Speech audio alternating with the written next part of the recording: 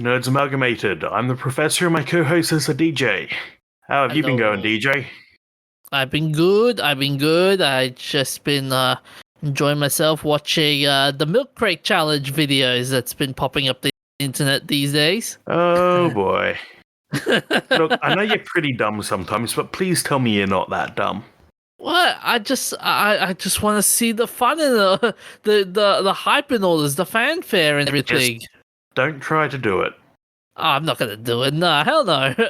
But with all the people screaming in pain after doing that, like I don't want to do it. Good.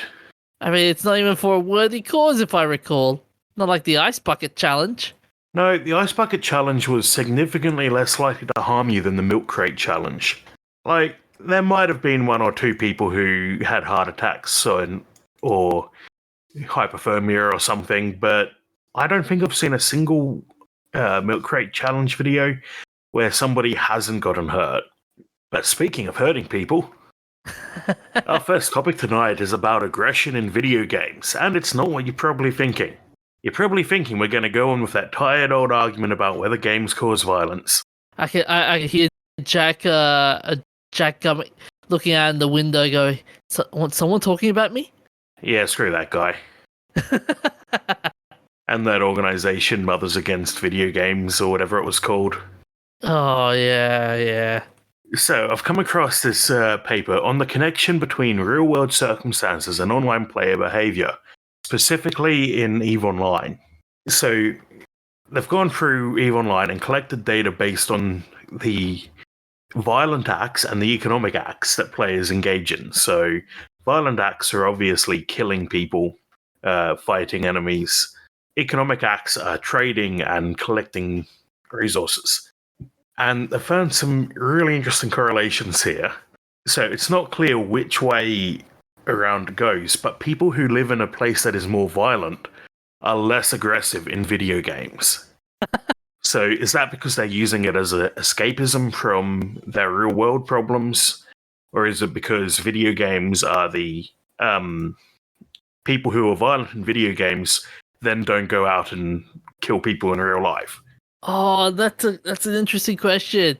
I mean, normally people play video games as a form of escaping, and you would assume that they know that you cannot kill people in real life because it's illegal. Well, not just because it's illegal, because it's kind of a mean thing to do. Yeah. So what are the other findings? Killing people's pretty bad. Oh yeah. So what other findings did they find in that report besides this nugget? There's a line I missed when I read it earlier. We have observed a positive relation between in-game aggressiveness against NPCs and real-world aggressiveness. So there's actually a difference depending on whether you're interacting with a human or an NPC. People who are more from more violent countries tend to be more violent to NPCs. So from people from let me get this straight. People from more violent countries tend to be more violent towards the NPCs, but not to other humans. Okay. They're less violent to other humans. So maybe we should be keeping an eye on the kinds of people who like to make houses full of their enemies in The Sims. Oh, that'd be funny. Can you imagine like a game of Mortal Kombat, like when you're playing with friends, it's like it's all normal and kosher and everything professional, but when your friends are not there, it's like die, you friend, die, friend. We win all the time, and I die. Yeah, that's true. You play Mortal Kombat. I'm going to just move and not tell you where I'm going. They also analysed trading data. So people from countries with higher unemployment and weaker currencies are more efficient and money conscious in-game, which kind of makes sense. If you happen to live in a situation where you have to be careful with your money, you're probably going to see that carry over to role-playing as well. But they also found out that people who live in countries with weaker currency earn more in-game money. And their theory for that is that it's because in EVE Online, you can pay for your membership using in-game currency. I'm not sure how that works now, because EVE went at least partially free-to-play a few years ago. But this study is based on data from, I think, 2011 to 2016. Ooh. So it's a few years old, but I might have those dates wrong. I'm just trying to find them again. Mind you, though, if I recall, around that time there were a couple of big contests. I remember EVE Online had a tournament which had a prize money worth $1 million, if I recall. Okay, I don't recall that one. In a second. Yeah, it's the $1 million battle. It was really hyped up, and is that because people were winning money, or because it has $1 million worth of ships in it? Because technically, you can calculate the real-world value of a ship in EVE, because you can tell that 10,000 of the in-game currency ISK. Funnily enough, same acronym as the Icelandic krona, and the devs are from Iceland, so they clearly think that in the far future, Iceland will take over space. But the result was it turned out to be $4,000 short. Okay. Or give or take a few hundred. So you can calculate, if a ship costs you, say, 1 million ISK, then you can calculate how many months of membership that would be equivalent to, and then work out a real-world equivalent value. Yeah. This was in 2018, mind you, so not within the realms of the study then. Okay. Yeah, so when you see articles about massive battles with millions of dollars worth of ships, that's the thing that they're talking about. And the other question would be, why EVE Online? Like, you could have done you could have done a much better study, like if it was FIFA, for example. Well, FIFA is a much more constrained game. EVE is a kind of sandbox. You can do whatever you want. You can be a pirate, you can be a soldier, you can be a trader or a miner. So it's more about researching what people choose to do in the game. Whereas in FIFA, you're obviously a soccer player, that's it. Yeah, but with FIFA, there is a lot of money generated with that game alone. I mean, look at the Ultimate Team option, for example. There is, but that's nothing to do with the study they're doing here. That's true. Yep, that's true. I think you'd likely see a correlation that people from poor countries don't spend as much on Ultimate Team, but that's a pretty common sense thing. Probably still worth researching, because a lot of common sense things... Oops, just dropped my keyboard.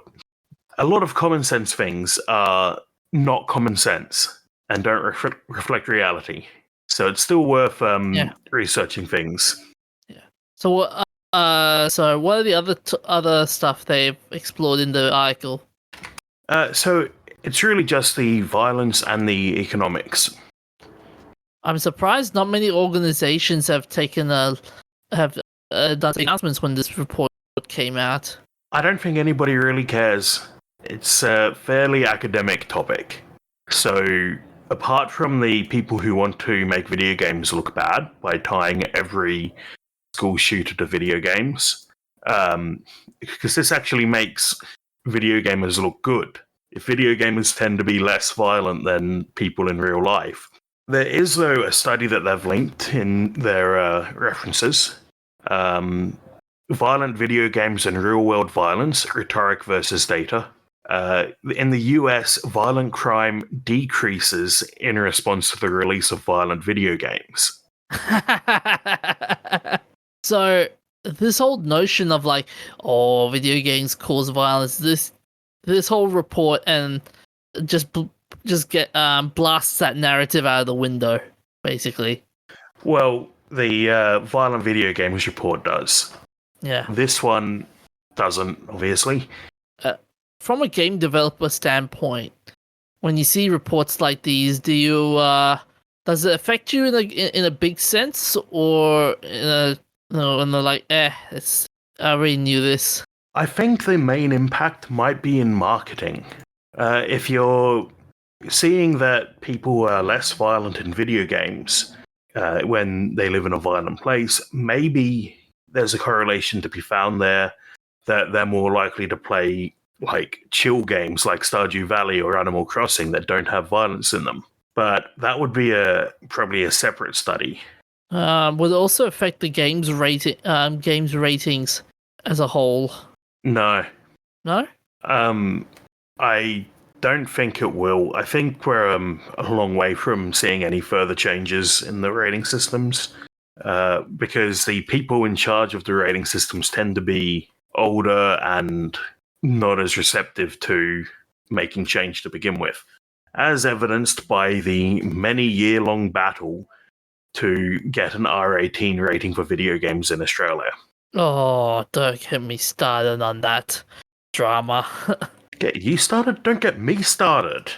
Yeah, it's a case of studies like this show that violent video games don't have an impact on making people violent, which you could maybe argue should mean that violent video games can be rated for younger children. But you're still gonna get the think of the children people who don't want that 4-year-old playing GTA 5. And yes, GTA 5 is almost certainly not appropriate for a 4-year-old. But the people who you'd have to convince to get that sort of change made, I don't think would be interested in hearing that.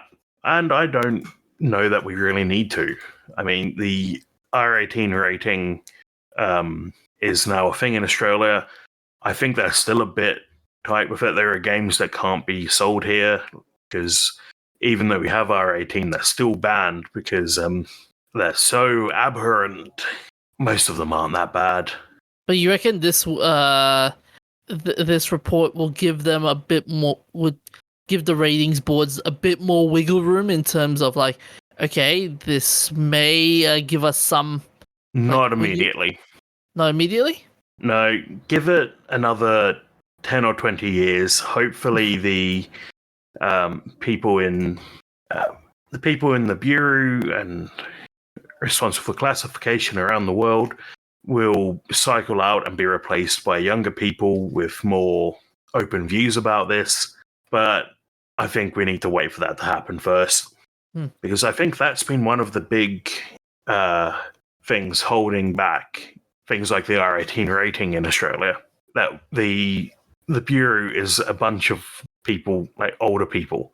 So they're clearly not going to be in touch with what the younger people are thinking. And it's definitely improved in the past 10 years since I first started learning about it. But the Bureau still tends to lean pretty conservative on ratings. Yeah. I do think it's really interesting, though, seeing how people react to events in games compared to how their real-world scenario is. And I think it could have value maybe in some psychological treatment, because I'm aware of people who become addicted to games because they feel like it's an area they have control over. That's a thought that I've heard a couple of times when I've researched games addiction, and it does seem to be something that I think would tie into this, because if you feel like you have no control in your real life because there's anarchy on the streets, your currency is worth nothing, maybe you're more likely to get sucked into a game. So maybe it would help psychologists treat that, but I really don't know what the other real-world applications of this could be. Marketing and psychology, I think. Yeah. And I think I can also maybe put something out there in terms of it could also how do I put this?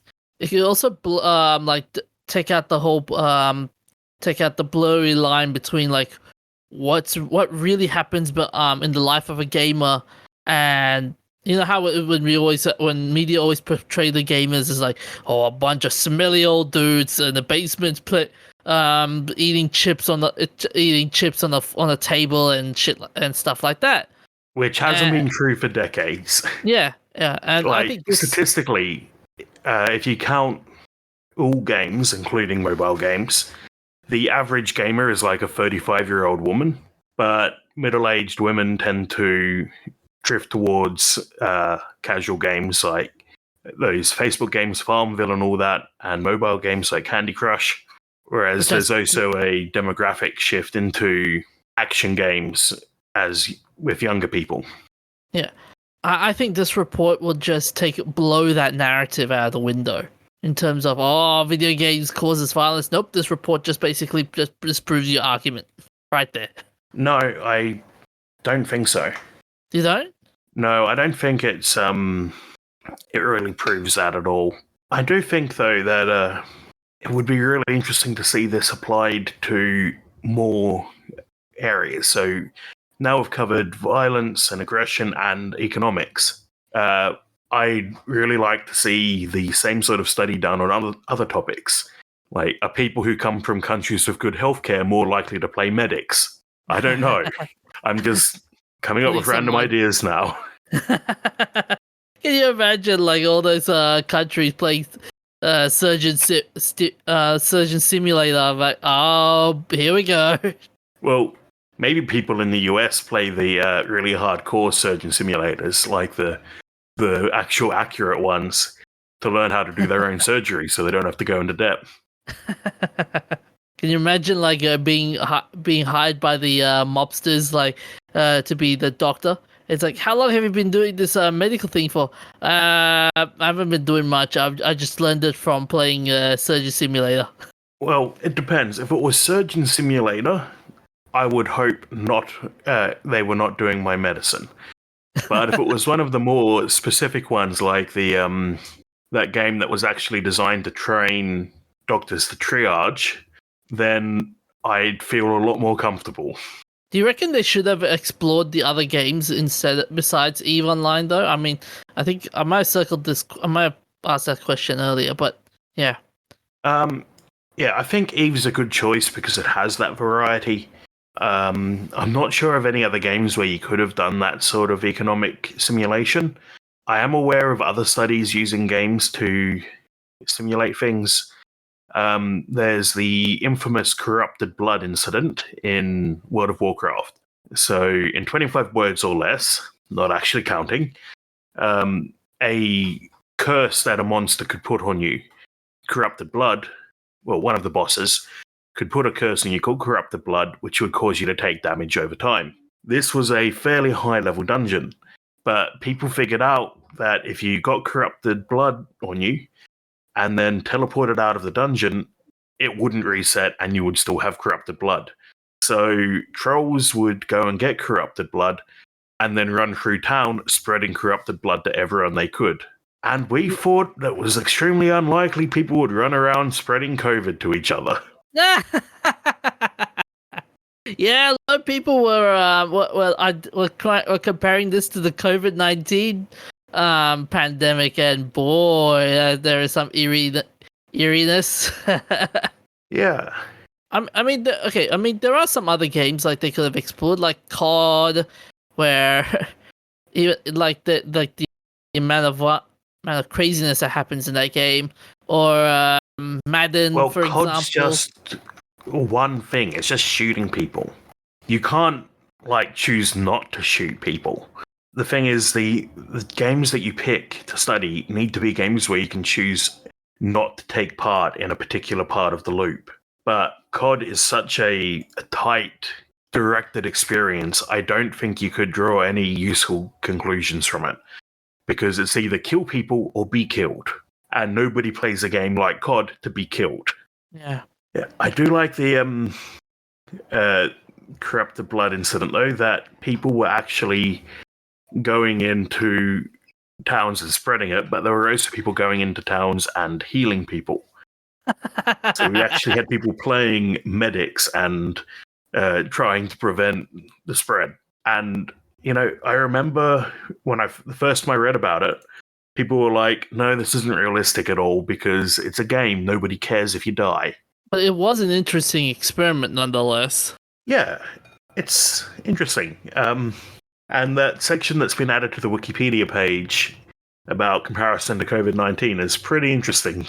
One of the authors of the study said that they've built models of the social construction of risk perception, and they don't think they would have gotten that wrap their head around it quite as easily if they hadn't researched the corrupted blood incident. So at the end of it, so should there be more studies to this? I mean, you might have asked. Yes. I want more studies into this sort of topic. I want to know more about how people react to things in game based on their real world experiences. And I wonder if the corrupted blood incident had happened in another year or two rather than back in 2005, if people would react differently because of COVID. But that's all takes a lot of work to do. You need to find a game that's popular and has a wide reach like EVE or World of Warcraft. You need an incident like that. It's hard to engineer that sort of scenario without tainting your data. Well, okay, there will be other games like maybe Animal Crossing for one. What's another? Yes, which character in Animal Crossing is most likely to be trapped on a single tile by players who hate that character? I don't know. But anyway, we should move it along. What have you got for us tonight, DJ? Sure. I was going to say, or we could always. There is always Roblox. Yes, Roblox coming up later. Oh yeah. So yeah, you have a story about Roblox and how there is drama behind that. Yeah, but first we're going to do the Nirvana, baby. Oh, wait, give me a sec. Have you read the show notes that you wrote? Yeah, because it was actually the games then Roblox then Nirvana, baby. That's what I wrote. What? Well, no, it's not, because I've got the thing here you sent me that says first video games, then Nirvana, then Roblox. Yeah. Yeah, I boomed so badly. Yeah, I boomed so badly this time. Alright, so give me a sec. It's always fun when I can't even get the DJ to pay attention to what he's done himself. I know. Like, seriously, your memory is so bad. What's up, Sonny? What's that? I can't hear you. Back in my day, video games didn't cause violence. Anyway, the Nirvana baby, who is no longer a baby, to be clear. So you know the Nirvana, right? The big band that had the song "Smells Like Teen Spirit," Kurt Cobain, and the craziness happened with that band. You know that story, right? Yeah, I know all about that. Totally, that's totally the kind of music I'm into. So you know the whole cover. Nevermind, right? Album, so the baby in that Nevermind album is named Spencer Eldon, and he recently filed a lawsuit alleging that the former members of the grunge rock trio, the record company's art directors, and everyone else have violated federal crime laws, causing him lifelong suffering by trafficking his image worldwide. So he's basically come out and saying they made child pornography of him for using his photo on the album cover, which I did hear there was when Nirvana were discussing whether they should edit the photo or not. Kurt Cobain said they should include a sticker that says, "If you're offended by this, you're probably a pedophile." and so Spencer was saying, like, he alleged that his identity and legal name are forever tied to this commercial sexual exploitation experience as a minor, which has been distributed and sold worldwide for the time he was a baby to the present day. I mean, yeah, okay, I kind of see his argument. But here's the thing. Here's the thing, though. Like, this whole image was circulated with the consent of his parents, presumably 30 years ago. Yeah, Nirvana bought it from his parents for $200. Yeah, actually, it was a photo shoot. Actually, okay. Well, they paid his parents $200 for the photo shoot and the rights to the photo. Yeah. So technically, he doesn't actually have any rights to the photo, which I think is why he's going after the child abuse angle. Yeah, but then here's the thing, though. Like, earlier on, he would when when he revealed like he was the baby, like he was proud about it until it's not until like years ago, 2016, he decided to change the tune a bit. Yeah, he's what, 30 years old now? Yeah. Thereabouts. And up until just a couple of years ago, for the first 20 years, we'll cut him some slack because he was a child and not necessarily aware of the implications.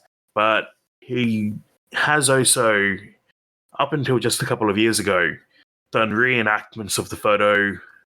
He has Nevermind tattooed on his chest. Yeah. Oh yeah, he's done. Oh, sorry. Yeah, so it's coming across to me as a lawsuit for the money rather than for the actual principle of putting a naked baby on an album cover. Yeah, and I was watching a couple of law videos about this, and here's the thing. Here are a couple of arguments. Okay, so it's 30 years ago. Not sure there isn't really a federal statute of limitations when it comes to this risque material, but the real issue is that the guy shouldn't be. Yeah. And the real issue is that the guy knew about this entire picture the whole time, and plus there was the guy was compensated, and if this was a commercial, I can't say those two the spicy words. If this was a very spicy image, everyone's complicit in it. Like every music. You mean child pornography? Yeah. The words I literally said like 2 minutes ago. That's true. Or CSAM, CSAM, however you want to pronounce it. I think the thing is they say child sex abuse material or something now, because I think the reasoning is that pornography has a connotation of being legal or consensual. Yeah. Because it's in a lot of the world it is legal. Yeah. And consensual, apart from revenge porn and all that. But so advocates now want people to call it CSAM to make it seem more serious, I think. Yeah, and here's the thing: like, if this was a commercial child pornography stuff, then everybody's complicit in it. Like every music distributor, music retail store, everybody who has his parents. Yeah, so basically everybody who has the album, which would be like millions and millions of people, would have this album. And there's also the argument. There's are parents who take pictures of their children who happen to be naked, because kids hate wearing clothes apparently, and I'm pretty sure every parent has photos of their children like as babies naked. Does that count as CSAM or not? Oh. Yeah, it's something I've heard a bit of debate about it. Personally, I think it's not, because it's not sexualized. It's non-sexual nudity. Yeah. Yeah, that's and what his argument is that the album cover is sexualized. And do you know the reason why? Have you heard this quote yet, DJ? No, I don't think I have. So, the photo famously shows him chasing after a dollar attached to a fishing hook. Yeah. He says that the presence of the money and the baby chasing the money makes it prostitution. I've heard that one. Yeah, that's what I've heard. I've heard that it's interpretation of that this whole baby chasing the money is a metaphor of life being dumped into the deep end and you're chasing the money, in a sense. Yeah, or a criticism of capitalism. It's art. You can interpret it however you want. Yeah, and that's the thing. I'm not a big fan of Death of the Author, but realistically, you can interpret art however you want. Yeah, and that's the thing. Like, there is, and the other thing is, it doesn't really meet the definition of child pornography in the federal sense in America, where the definition from the legal videos I've seen is basically a picture, image, or video or representation of said material that is sexually explicit, which does not require a child to be engaged in a sexual act, but it does require some level of intent for the image to be sexualized. The intent behind the image is to derive a sexual pleasure, basically. So it's hard to it's hard to argue that the album fits that definition. I mean, yeah, you're right. It's open to interpretation, and those people who do find that really who find that thing really pleasant, should deserve a bullet. Yeah, I think if you're looking at, like Kurt Cobain said, if you're looking at a non-sexualized picture of a naked baby and thinking that's pornography, it falls on you. Yeah. And, saying that's probably going to piss off some people listening, but if that pisses you off, that falls on you. Yeah. And the stupid part about this whole debacle as well is he's done this multiple times. Like, he's done this when he was a 10-year-old. He's done this when he was a 20-year-old. Like, there's multiple images of him doing it. Yeah, so the first couple, he's a child and doesn't understand the gravity of it. But there are also reenactments he's done as an adult, which I think kind of show that.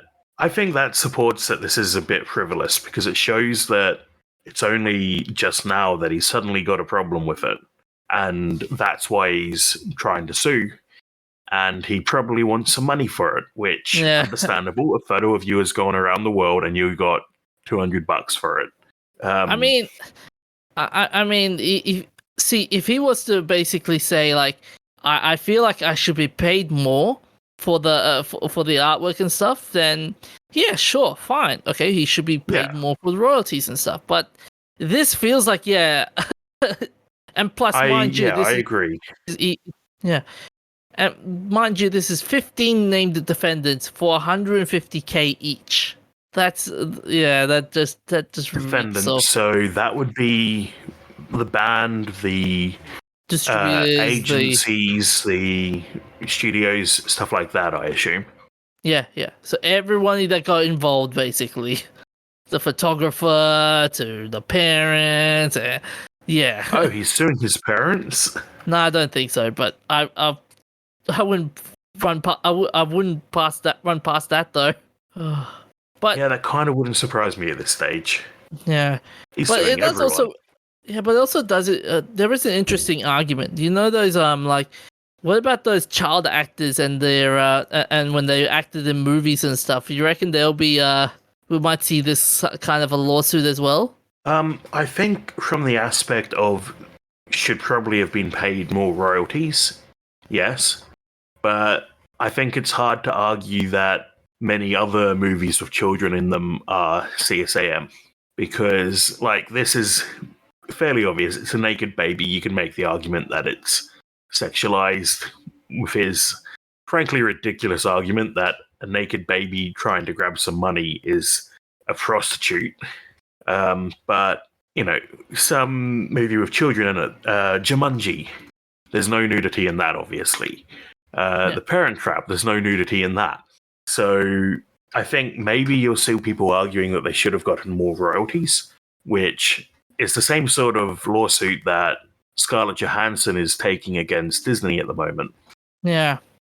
I think actually just selling the rights for the photo outright was probably a bit of a mistake on his parents' part, because royalties on that photo, even if it's only a small percentage, would be a pretty tidy amount at this point. 30 years of selling one of the most well-known albums. I wouldn't say no to that money. Imagine if he sold sold the original cover as an NFT. That would have made him a lot more money. Oh, not NFTs. Don't bring that up again. We finally got rid of them. People finally stopped talking about NFTs. Don't make them come back. They're so wasteful. They're so wasteful and pointless. But yeah, do you see the picture that he's done these reenactments, by the way? Yes, he's in the wearing his shorts this time. Yeah.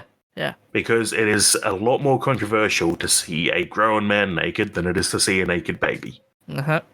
But I think it ultimately comes back to the same sort of argument over breastfeeding in public. It's non-sexual nudity, so why are you complaining? Yeah, and plus the album was supposed to be an artist impression to lower that to a debate about to a debate about pornography and stuff. That just I think it's an important discussion to have because you don't want to see somebody taking photos of naked children, sexualizing them, and then saying it's okay, it's art, because in that case, the children are still being abused. But in this case, I don't think there's any real abuse going on. no. Yeah. And that's we'll wrap up our political segment there. But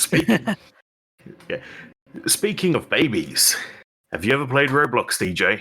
No, but I do watch a couple of Roblox videos. Okay. Hopefully not those weird role-playing ones made for, 6-year-olds. Nah. I watch the fun ones like the world's biggest slide and those crazy ones. Okay. Well, it's obviously designed for reasonably young children, but people have been making mass shooting replicas in Roblox. And that just reminds me of something that's been happening basically since games have been a thing, even when it hasn't happened. You might remember that the Columbine shooters were accused of making a copy of their game in Doom, a copy of their school, in Doom, and practicing in Doom, which is totally realistic, to train for shooting up the school, which turns out didn't happen. They never actually made the map. Yeah, I heard it was a bit of a fake. It was a controversy. Like they were big fans of Doom and Quake. Yeah, but which isn't a bad thing. But if I'm remembering correctly, actually, there was there might have level. actually been a map of looks like no. So they did make maps, but okay. Eric Harris did say that he had created a map of the school in Doom, but that map has been lost to time. But I think it's pretty silly to say that Doom is a training tool. But anyway, people were replicating mass shootings like the Christchurch shooting in Roblox, which is aimed at young children, unlike Doom, which is very clearly not. So Roblox say they removed it as soon as it was brought to their attention and suspended the user who created it. And along with a generic, we do not tolerate racism, discrimination, blah, blah, blah, blah. And they have a stringent safety and monitoring system, which is continuously active. But I do keep hearing about Roblox missing things like that. So I think, honestly, I don't think Roblox has enough people moderating content. They don't seem to have that much content being actively uploaded. But anyway, that's one Roblox story. I mean, you've probably heard Sorry, go on. I was gonna say, I mean, it's also a dying game in a sense. I mean, yeah, sure, there is a big following, but it's not as big as say Minecraft, for example. Actually, this article says 43 million daily active users. Okay, so maybe there is more content being pumped out than I thought. Probably is, but at one point I was looking at using Roblox to do some prototyping and maybe create a little game and put it out there and see if I could make any cash off it. But it turns out Roblox has one of the worst creator share percentages in the industry. So we've all talked about how Steam and Epic take a 30% cut. Well, 30% is pretty standard. Let me just pull up the article again because it's decided to close itself. So, yeah, on Steam, you make 70% of your revenue. On Epic, you get 88%. On Apple and Google, also 70%. On Roblox, you get 24.5%. Ah. How is there such a big gap? Why is Roblox so bad at paying their creators? Because Roblox as a game probably wouldn't exist without the creators. I mean, what do they spend the remaining on? Is it like I don't know. But the interesting thing is, they have a way to push your game to the top of the discovery algorithm. It highlights 1,000 or so games on the front page, and you can pay Robux, which is the in-game currency bought with real-world money, to feature the game on the front page by bidding for an ad slot. So we've got a game targeted at children that children can easily create in that pays bugger all and then demands more money with an auction system, which is getting up towards a kind of gambling. And then your game isn't guaranteed to be successful. To actually make money from Roblox, you need to be a Roblox Premium subscriber, which costs $5 a month. damn, this game is like a ramped up version of Fallout 76. It's just nickel and diming you all the way to the bank. It's like, oh, you want to add in a new player? Money, please. Yeah, I think that's ridiculously exploitive. But yeah, with the whole like replicating shootings and stuff, like it's stupid that they're doing that though. Like, why do you want to replicate that? Why do you want to replicate it in the game and post it out to the entire world? Like, some people are messed up. Yeah. I think that sort of stuff starts with a messed up mind to begin with. Yeah, and the stupid part about this whole thing is that we were earlier talking about how video games violence is it doesn't really exist, and yet here we are, just like there's this person doing something. Yeah, well, I think if you're creating a map based on a real world event, there's probably also something going on there. Although there are people who made the Super Columbine Massacre RPG, which I have played a bit of, and it is a game inspired by the Columbine Massacre, where you play out the massacre in the role of the killers. I saw it at a Games as Art exhibition, which was about, sort of pushing the limits of what can be considered art. But I think you've got to be a little bit cuckoo to actually want to do that in the first place. And I can definitely see the concerns of glorifying real-world criminals. Curiously, though, astounded at how exploitive Roblox is. From a game developer's perspective, though, whenever you see these incidents like that and seeing how exploitative the platform is, like, do you ever get the whole idea that, yeah, I really hate game development at times? At times, yes. I'm frankly very pissed off that Roblox is doing this because, especially in the last couple of years, there's been a big push to pay the developers better. And if Epic and Steam can afford 30% or less of the revenue, why does Roblox feel the need to take 75.5% of the revenue from developers? You also can't cash out until you have about 1,000 real-world dollars in your Robux account. So this is ransom. This is daylight robbery. Yeah, they're basically putting you out to create content for them, and then making it extremely difficult to actually make any money off that content. And I think that's wrong. Roblox wouldn't be the massive cultural hit it is if people couldn't create content for it. So they're just taking their content creators and milking them for all they're worth. The interesting question would be, though, are they using are they using the school shooting reenactments as ways to get money off? Actually, the article doesn't say whether the the massacre, Christchurch massacre, was monetized or not. Oh man, if it was monetized, oh lord, there would have been you would have seen a lot of people get really cheesed off at them. That would have probably made it even worse. Oh yeah, I mean YouTube has some very strict content as well. Like if you were like reenact all these like events and stuff like that, they will crush you down hard. And Why you gotta be like this, Roblox?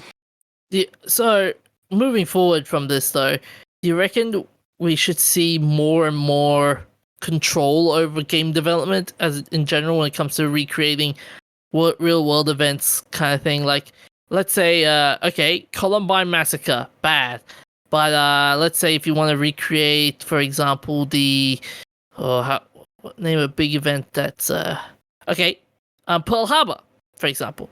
Not so bad because Pearl Harbor isn't in living memory anymore. But it's a real world event nonetheless. But nobody remembers it happening. Like, apart from a handful of people. But we're approaching, 79 years, I think, since Pearl Harbor. And that means that anyone who was old enough to actually remember Pearl Harbor is approaching the average life expectancy. So I think as a bit of a joke, tragedy plus comedy, tragedy plus time equals comedy. And things being too soon, like 9/11, too soon. Pearl Harbor, not too soon. Vietnam, there are games about Vietnam, not too soon. Because those are the sorts of things where the people involved are less likely to be around anymore. Whereas, so there are games set in the Middle East wars, which themselves are a bit iffy because a lot of people, Afghanistan only just ended after 20 years.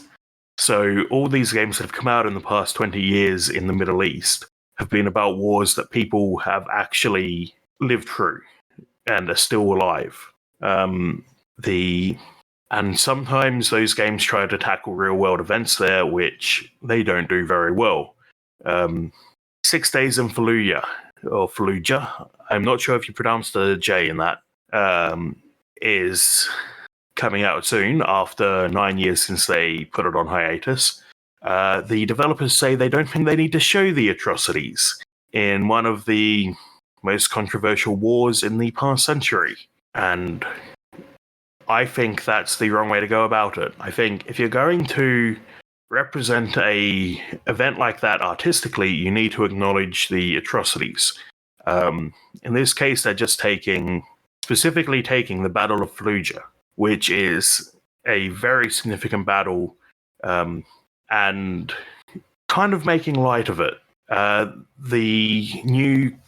It's a couple of years old now, but one of the newer CODs had the Highway of Death, which was when the Americans bombed a massive column of retreating soldiers during the First Iraq War, I think, which an absolute bloodbath. Hundreds of people died, and there are still people who would have lived through that because it was only 30 years ago. But then the newer COD game called that a Russian atrocity, which I think is absolutely bloody ridiculous and just downplays the severity of it and basically says that the US can't commit atrocities. So I'm getting off on a tangent, but I think if you're going to make a game about a war, or an atrocity like the Columbine Massacre, then you need to acknowledge the atrocity and deal with it artistically, rather than trying to paper it over or make it look like the other guys did it. Yeah. And and also it makes it making these sorts of things. You're making it glorifying the event rather than. Yes, glorifying the event. That's the other thing that I'm concerned with. I think there's a way to handle. So I think the further you get from living memory, the more leeway you can have with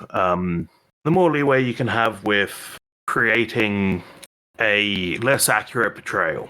So the Battle of Hastings, you can make a game about that and could do whatever you want with it, and I don't think you'd really offend anyone. I don't think you'd be doing too much of a disservice to the people involved. But I think Yes, there is an element where you can glorify an atrocity, and I think as game devs, we need to be careful not to do that when we're creating art based around real world events, because the people in those events are real people. They have real lives and real stories to tell about the events, and we need to be careful how we handle it so that we're not dismissing the issue or harming the people who are involved. I've gotten way off on a tangent there. And should probably get back to a advertising break and then on to our shout-outs and events of interest. So, for our shout-outs this week, we have on the 21st of August 2021, Nick Davitzes. I'm sorry, I can't pronounce that. The founder of the A&E Network and History Channel. He passed away in Wilton, Connecticut. I remember we used to have the History Channel in the early 2000s, and my grandpa still has Foxtel, and wow, it's gone downhill. Really? How so? Yeah, so it used to be a lot of documentaries. These days, it's either all documentaries about World War II, so it gets the name the Hitlery Channel. Although they don't call themselves History Channel anymore, now they just call them History. And alternatively, they have crazy stuff like Bigfoot hunting, Oak Island money pit digging. Really? That's a thing? Yeah. So basically, reality TV shows pretending to be history. I wonder I wonder what Nick would actually think of this, because he promoted educational outreach. Bob Iger actually said he was a towering figure in the early days of cable television who helped build some of the most iconic brands in the media landscape. He was a person of true integrity. I love a good documentary, though. Yeah, that. And I mean, even on. though history has gone into reality TV territory, there are some good shows in there. I got addicted into Forged in Fire. Man, that show is addictive. Where it's just guys building. It's not really history, though, is it? It's a reality show. Yeah, that's the downside. Yeah, it's more of a reality show than a history show. Sure, making swords is historical, but it's a thin veneer over the actual substance of the show, which is a reality TV competition. Yeah. On the 24th of August, the drummer from the Rolling Stones, who would probably kill me for saying that, Charlie Watts, passed away at 80. So the reason I say he would probably kill me for calling him the Rolling Stones drummer is that he once was woken up in the middle of the night by Mick Jagger, who wanted to speak to his drummer. He shaved, had a shower, got dressed in a suit, went down to Mick's room, and punched him in the face. He said, "Don't ever call me your drummer again," and went back to bed. It's like all that time shaving and dressing up a suit is like, yep, screw that. That's a lot of effort just to go and punch someone. Yeah. Apparently, so in 2003 he expressed regret about that incident, attributing his behavior to alcohol. Well, probably also being woken up at like 2 a.m. There were some other incidents as well. Like there was one time that the band got invited to the Playboy Mansion, and while everyone was frolicking with women, Watts took advantage of his game room. Arcade games. I think he meant like the trophy game kind of thing, you know. Oh, okay. Yeah, he never she quoted, "I've never filled the stereotype of the rock star." And in the 1996 interview... No, it's an arcade. Oh, okay. Filled with pinball and arcade machines, a pool table. You can find pictures of it online. Nice. And in 1996, he said that he had sketched every bed that he slept on while on tour since 1967. Weird hobby, but okay. Yeah, but he wasn't really a fan of the lifestyle, wasn't he? No, he sounds like an interesting guy. Yeah. Definitely not a stereotypical rocker. Yeah, he wasn't really interested in the girls screaming at him and being chased by girls. He also collected cars even though he didn't drive, and would just sit in them in the garage. And on the 25th of August, Linux turns 30. You've spelled that wrong, DJ. It's Linux, not Linus. Or Linus. I think it's actually pronounced Linus, which technically makes it Linux, because it's Linus's Unix. But I first learned about Linux before I knew how to pronounce his name the way he likes it. And it's indelibly stuck in my mind that it's not Linux. So it was sort of a spin-off of Unix. He wanted it to be compatible, but he planned it to be free and open source. And he says that if he'd planned it better, he wouldn't have called it Linux because... There we go, I just did it again. He wouldn't have called it that because he didn't want people to think he was an egomaniac. He planned to call it Freaks, I think, is how you would say that. Freax. But the first Linux administrator said that was silly, so they changed it back to Linux, even without knowing what Linus would have wanted. It's pretty crazy that it's come from just a bit of a hobby he had to literally the most common operating system on Earth, because it's on every Android phone. It runs on a bunch of embedded systems. Microsoft wish they could have that much for each. I don't understand though. Like, even though Linux is more known than Windows and Mac, why hasn't Linux got all the credit / wealth from it? Because there's no wealth to make from it. It's a free program. Yeah. The wealth comes from things like Red Hat, which basically the Red Hat company created a custom Linux distribution which had custom software, and they maintain it and offer support on a subscription, of course. The money to make is from supporting Linux, not for developing it. Although it does turn out that the majority of Linux devs are actually paid to do it, because there's a lot of value in supporting Linux. Not just from Red Hat, the NSA has supported it as well. They created security enhanced Linux, and that's mostly been backported into the main branch. Not that I'm sure I would normally trust the NSA, but since it's all open source, everyone has an opportunity to have a look.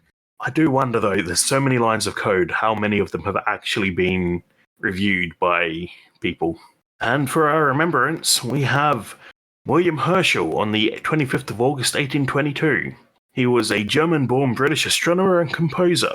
He collaborated with his younger sister and fellow astronomer, Caroline Lucretia Herschel. He constructed his first large telescope in 1774 and spent 9 years carrying out sky surveys to investigate double stars. In 1802, he published a catalogue of 2,500 nebulas, expanding that to 5,000 by 1820. And his telescope model was so good that he could tell that nebulae in the Messier catalogue, so back then there was no central repository of star data, but the Messier catalogue counted as nebulae what were actually clusters of stars.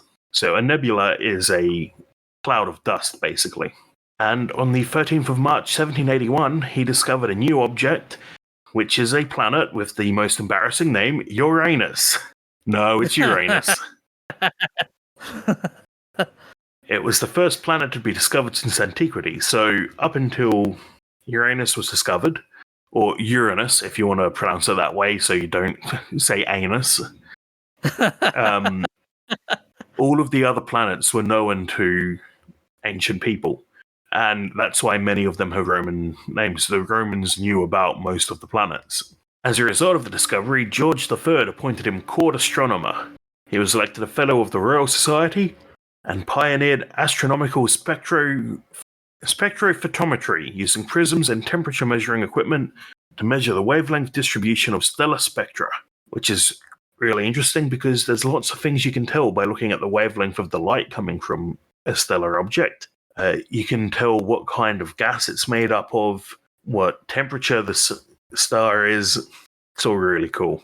He also discovered infrared radiation, the discovery of Titania and Oberon, moons of Uranus, named after Shakespeare's Midsummer Night's Dream, and Enceladus and Mimas, moons of Saturn. He was made a Knight of the Royal Guildford Order, I think, in 1816, and was the first president of the Royal Astronomical Society. He died at the age of 83 at Observatory House, and his epitaph is Colorum Parapet Claustra, which is Latin for "He broke through the barriers of the heavens." Oh, what a nice epitaph. That's a great epitaph. On the same day in 1819, so a bit of overlap here, Alan Pinkerton was born. Now, he's best known for creating the Pinkerton Detective Agency. He first became interested in detective work while wandering through the groves around Dundee looking for trees to make barrel staves when he ran into a band of counterfeiters. After observing their movements, he informed the local sheriff. He became the first police detective in Chicago.